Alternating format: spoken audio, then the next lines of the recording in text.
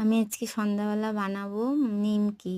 প্রথমে একটা বাটির মধ্যে নিলাম ময়দা, তারপর হাফ চামচ দিলাম লবণ, 1 চামচ দিলাম কালো জিরে, 1 চামচ দিলাম জোয়ান, 1 চামচ দিলাম হচ্ছে রিফাইন তেল।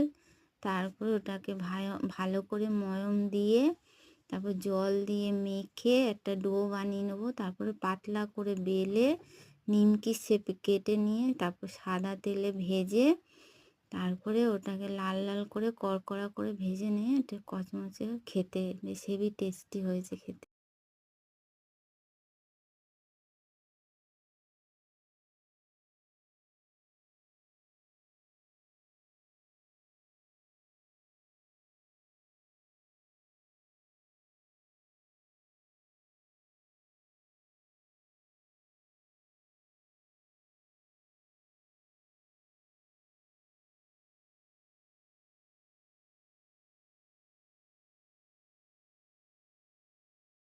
এটা আমার প্রথম ভয়েস, একটু আটকে আটকে গেছে তো কিছু মনে করবেন না।